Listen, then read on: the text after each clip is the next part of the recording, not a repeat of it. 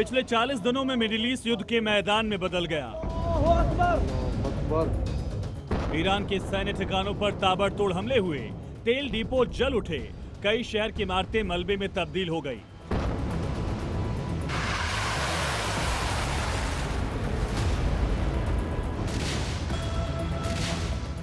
Iran भी चुप नहीं बैठा। इजराइल के शहरों में मिसाइलों ने कहर बरपाया।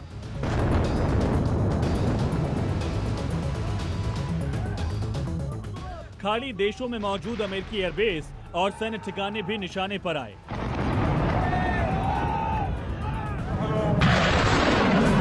ये सिर्फ दो देशों की लड़ाई नहीं थी, बल्कि पूरी दुनिया की नजरें इस टकराव पर टिकी थी। हालात इतने बिगड़ गए कि हॉर्मुज स्ट्रेट तक खतरे में आ गया, जहां से दुनिया की ऊर्जा सप्लाई गुजरती है।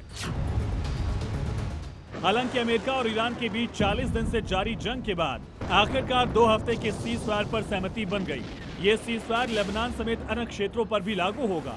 हालांकि इजराइल के पीएम नेतन्याहू ने लेबनान से सीज़फायर से इनकार कर दिया है।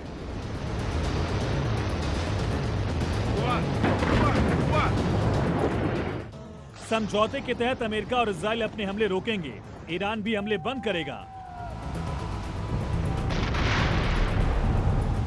इस दौरान हॉर्मुज स्ट्रेट से तेल, गैस और अन्य जहाजों की सुरक्षित आवाजाही ईरानी सेना की मदद से सुनिश्चित की जाएगी। इन 40 दिन मिसाइलों और बमों ने तो आग उगला ही, जबकि बयानबाजी भी जमकर हुई। सीज़फायर से पहले ट्रंप की तरफ से कड़ी चेतावनी दी गई। कहा गया कि अगर हॉर्मुज स्ट्रेट से जहाजों को सुरक्षित रास्ता नहीं मिला तो ईरान को भारी कीमत चुकानी पड़ेगी। अहम इंफ्रास्ट्रक्चर पर हमले की धमकी भी दी गई। यहां तक कि सभ्यता खत्म करने की और पाषाण काल में भेजने जैसी तीखी भाषा भी इस्तेमाल हुई।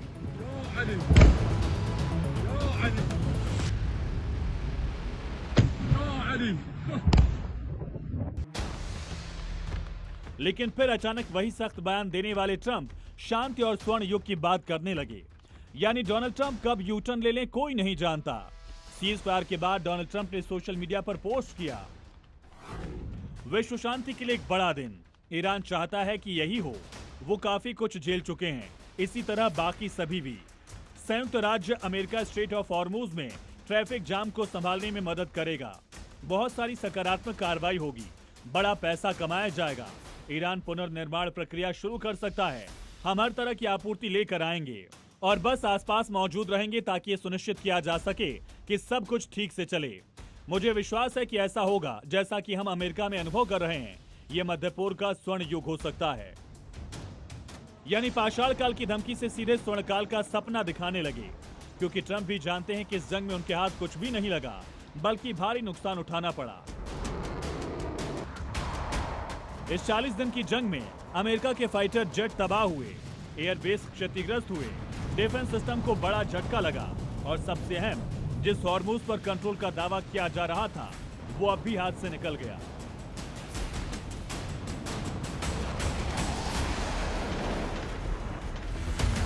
वह ईरान ने पूरे घटनाक्रम में खुद को कमजोर नहीं पड़ने दिया। सीज़फायर से पहले अपनी शर्तें रखी और दावा किया जा रहा है खलीफा ने अपनी ज्यादातर शर्तें मनवा ली हैं। ईरान पर अमेरिका हमला नहीं करेगा, हॉर्मुज पर ईरान का कंट्रोल बरकरार रहेगा, परमाणु संवर्धन जारी रखने की अनुमति रहेगी, जंग में हुए नुकसान का हर्जाना देना होगा, पश्चिम एशिया से अमेरिकी सेना की वापसी होगी। यानी सीज़फायर से अमेरिका बैकफुट पर और ईरान फ्रंट फुट पर खेल रहा है। यही वजह है कि ट्रंप सीज़फायर पर गिर गए। अमेरिकी सेनेटर क्रिस मर्फी ने ही सवाल उठा दिए, कहा ईरान के आगे ट्रंप ने सरेंडर कर दिया। इस जंग में ईरान की सबसे बड़ी जीत हुई है।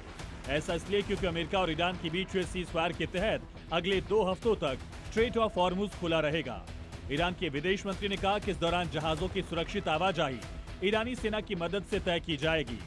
यानी हॉर्मुज स्ट्रेट से गुजरने वाली शिपिंग कंट्रोल ट्रांजिट के तहत होगी। मतलब अभी भी हॉर्मुज पर पूरा कंट्रोल ईरान का है। एक तरफ जहां सीज़फायर के बाद ईरान में लोग जश्न मना रहे हैं, झंडे और पोस्टर बैनर लेकर सड़कों पर उतर आए, ईरान में शहर शहर खुशी का माहौल है। वही अमेरिका में ट्रंप के समझौते पर आलोचना हो रही है। लोग जीत से ज्यादा ट्रंप का सरेंडर बता रहे हैं। ये सीज़फायर स्थायी शांति की ओर पहला कदम या सिर्फ एक रणनीतिक ब्रेक? 40 दिन की तबाही के बाद 14 दिन की शांति और फिर पाषाण काल से स्वर्ण काल तक के दावे। मिडिल ईस्ट में कहानी अभी खत्म नहीं हुई, असल खेल तो शायद अब शुरू हुआ है। ब्यूरो रिपोर्ट, जी मीडिया।